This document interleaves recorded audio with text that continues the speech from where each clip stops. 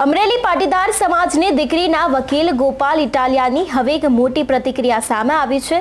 જ્યારથી દીકરી જેલમાંથી બહાર આવી તે બાદ ગોપાલ ઇટાલિયાની આ પ્રતિક્રિયા છે જે તેમણે પોતાના સોશિયલ મીડિયાના મારફતથી આપી હતી તે હવે પ્રતિક્રિયા સામે આવી છે। આજે આપણે તેના વિશે જ વાત કરીશું। નમસ્કાર, હું હંસિની અને તમે જોઈ રહ્યા છો નિર્ભય ન્યૂઝ। અમરેલીના ધારાસભ્ય કૌશિક વેકરિયા વિરુદ્ધ જ્યારથી આ લેટરકાંડનો વિવાદ સામે આવ્યો હતો તે બાદ વિપક્ષના નેતાઓ તે પાટીદાર સમાજની દીકરીની વહારે આવ્યા હતા। આ બધાની વચ્ચે આમ આદમી પાર્ટીના ગોપાલ ઇટાલિયા છે તે આ પાટીદાર દીકરીના વકીલ બન્યા હતા।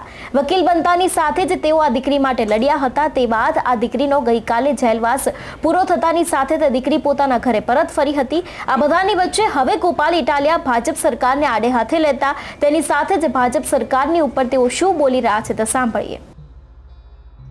કે કોઈ પણ ઘટના બને એટલે ભાજપની એક ચંડાળ ટોળકી જે છે આમાં રાજકારણ ન કરતા, આમાં રાજકારણ ન કરતા, આ ઘટનામાં રાજકારણ ન કરતા એવી લવારી ચાલુ કરી દે ભાજપની આખી ટોળકી। અને એમાં ટીવી વાળા કેટલાક મળેલા છે એ ટોળકીમાં।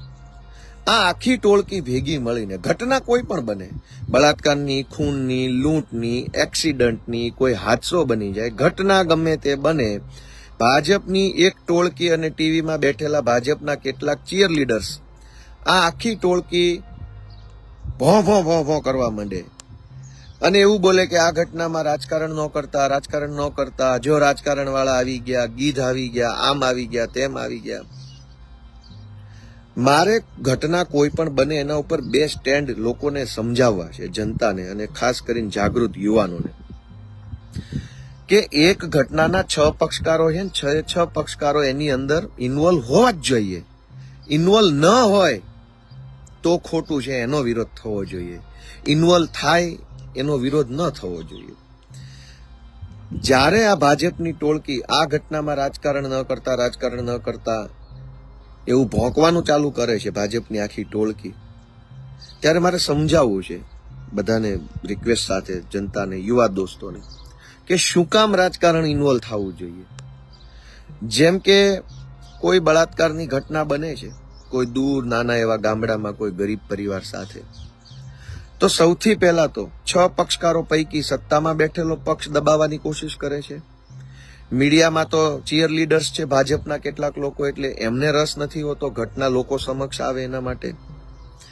ત્યાર પછી સરકારી તંત્ર એ ગુલામ છે સત્તા પક્ષનું, એ પણ તો 6 માંથી 3 પક્ષ જે શક્તિશાળી પક્ષ છે એ 3 પક્ષકારો, 3 વ્યક્તિઓ તો નીકળી જાય છે ઘટનામાંથી। 3 કયા વધે છે? આખો સમાજ, ભોગ બનનાર પોતે અને વિરોધ પક્ષ। કોઈ ઘટના બને છે એના 6 પક્ષકારોમાંથી 3 મજબૂત પક્ષકારો, 3 મજબૂત વ્યક્તિ નીકળી જાય છે। 3 માંથી 2 વધે છે આખો સમાજ જે ક્યારેય બોલતો નથી, અને એક ભોગ બનનાર જે બોલી શકે એમ નથી। તો કયો પક્ષકાર, કયો વ્યક્તિ વધ્યો કે જે હવે ન્યાય અને નીતિની અને કાર્યવાહીની માંગણી કરે? એ વધ્યો વિરોધ પક્ષ। દોસ્તો, તમે એક વસ્તુ સમજો કે જ્યારે કોઈ પણ ઘટના બને છે ત્યારે 6 પક્ષકારો, 6 વ્યક્તિમાંથી કમસે કમ 4 વ્યક્તિઓ હંમેશા ચૂપ રહે છે અથવા ચૂપ કરી દેવાની કોશિશ કરે છે। તો એવા સમયે પીડિતને ન્યાય અપાવવા માટે, પીડિતનો અવાજ બનવા માટે કોણ આગળ આવશે? એનો અવાજ બનવા માટે એક પક્ષકાર છે જે છે સરકારના નીતિ અને નિર્ણયોનો વિરોધ કરતા પ્લેટફોર્મ્સ, જે એનજીઓ પણ હોઈ શકે, જે પોલિટિકલ પાર્ટી પણ હોઈ શકે, જે સામાજિક સંસ્થા પણ હોઈ શકે। દોસ્તો, હું તમને એક મહત્વની વસ્તુ સમજાવું કે રાજકારણ દરેક ઘટનાની અંદર હોવું જ જોઈએ, ઇન્વોલ્વ થવું જ જોઈએ। એના વગર કોઈ પણ સારું કાર્ય થવું અસંભવ છે। કેમ કે હું તમને અમરેલીનો દાખલો આપીને કોશિશ કરું કે અમરેલીની ઘટના સોશિયલ મીડિયામાં ચગી ગઈ એટલે આખા સમાજની નજરમાં આવી, તો આખો સમાજ પણ એક પક્ષકાર છે ઘટનાનો। જો આખા સમાજે એટલો રસ ન લીધો હોત તમામ જ્ઞાતિઓએ તો કદાચ ન્યાય ન મળે। તો બીજી વાત કે રાજકારણના લોકો ઇન્વોલ્વ ન થાય તો સરકારી તંત્ર, સરકારના માણસો અને ભાજપના માણસો ભોગ બનનારના પરિવારને દબાવે, ડરાવે, ધમકાવે, ગુમરાહ કરે, લોભ લાલચ આપે, તમે આમ નહીં કરો તો આમ થઈ જશે એવી ધમકીઓ મારવા માંડે, તો એવા સમયે ભોગ બનનાર પરિવારને હિંમત, આશ્વાસન અને મદદ કોણ પૂરી પાડે? ઘણી વખત બળાત્કારની ઘટના બને તો એનો જે પીડિત પરિવાર હોય, દીકરીનો પરિવાર, એને ભાજપના માણસો હાઈજેક કરે અને ડરાવે, ધમકાવે કે જો પછી આપવાળા આવશે તો આમ થઈ જશે ને કોંગ્રેસ વાળા આવશે તો આમ થઈ જશે ને તમે શાંતિ રાખો ને અમે તમારી સાથે છીએ, સરકાર તમારી સાથે છે, મુખ્યમંત્રી સાથે છે. આવા બધા ફાલતુ આશ્વાસનો આપી પીડિત પરિવાર હોય, દુઃખી પરિવાર હોય, એને ભોળવી જાય, છેતરી જાય. અને જેના ઘરે આ ઘટના બની હોય ને એ માણસ એટલો બધો નાનો માણસ હોય કે એને આખી ઘટના સમજવામાં પણ 4-6 મહિના લાગે છે. મારો કાયમનો અનુભવ છે.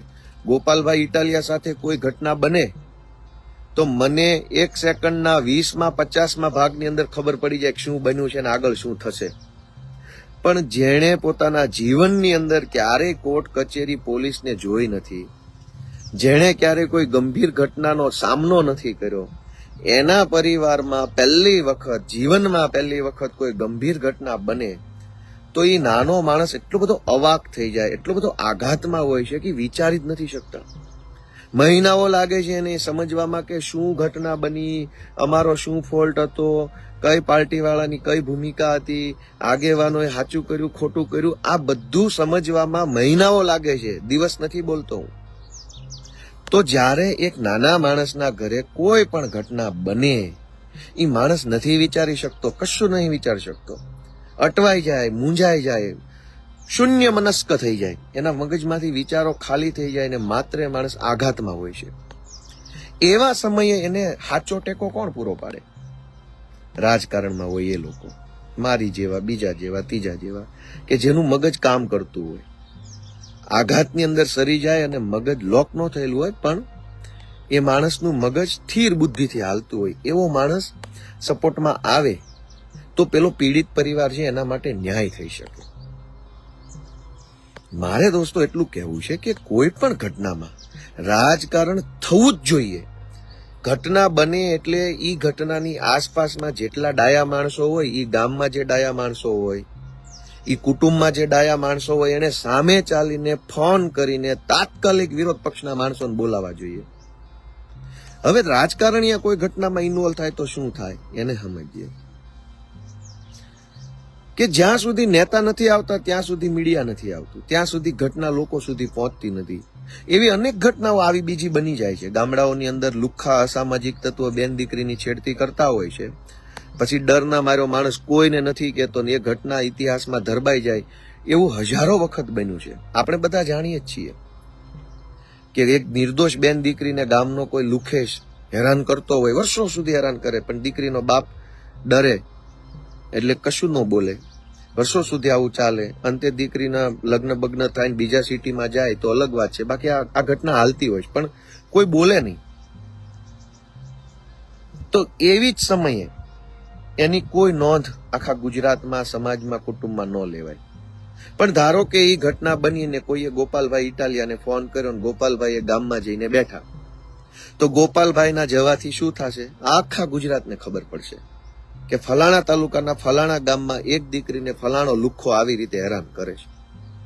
તો ઘણી વખત નેતા છે એ તમારી વાત હજારો લોકો સુધી પહોંચાડવાનું માધ્યમ બનતા હોય છે, કેમ કે નેતાની પાછળ મીડિયા હોય, નેતાની પાસે સોશિયલ મીડિયાની તાકાત હોય, નેતાની પાસે પાર્ટીની વિશાળ ટીમ હોય.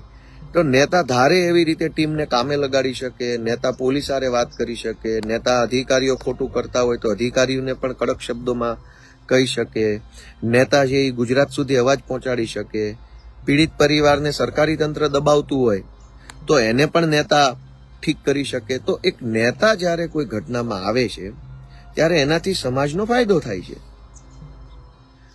તો ઘણી મોટા ભાગે જ્યારે ઘટના બને એટલે ભાજપની એક ચંડાળ ચોકડી, એક ટોળકી છે, એ લુખેશ છે, એ લુખી ટોળકી છે. ભાજપમાંથી કોન્ટ્રાક્ટો અને સરકારી ટેન્ડરો લઈને રોકડી કરી અને ભારત માતાની જય બોલવા વાળી હલકટ ટોળકી છે. આ ટોળકી જ્યારે ઘટના બને એટલે ટીવીમાં આવીને આમાં રાજકારણ ન કરશો, આમાં રાજકારણ ન કરશો.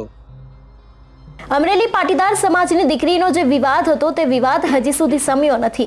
એક બાદ એક રાજકીય નેતાઓ આને લઈને નિવેદનો આપી રહ્યા છે. આ બધાની વચ્ચે આપણે ગોપાલ ઇટાલિયાને સાંભળ્યા. તેમને ફરી એક વખત જે ભાજપની સરકાર છે તેમને આડે હાથે લીધા અને આડે હાથે લેતાની સાથે જ ભાજપ સરકાર ઉપર અનેક એવા સવાલો પણ તેમણે ઊભા કર્યા છે. ત્યારે તમારું શું માનવું છે આ વિષયને લઈને અમને કમેન્ટ કરીને ચોક્કસથી જણાવજો. તેની સાથે જ અમારી ચેનલ નિર્ભય ન્યૂઝને લાઇક, શેર અને સબસ્ક્રાઇબ કરવાનું ભૂલશો નહીં. નમસ્કાર.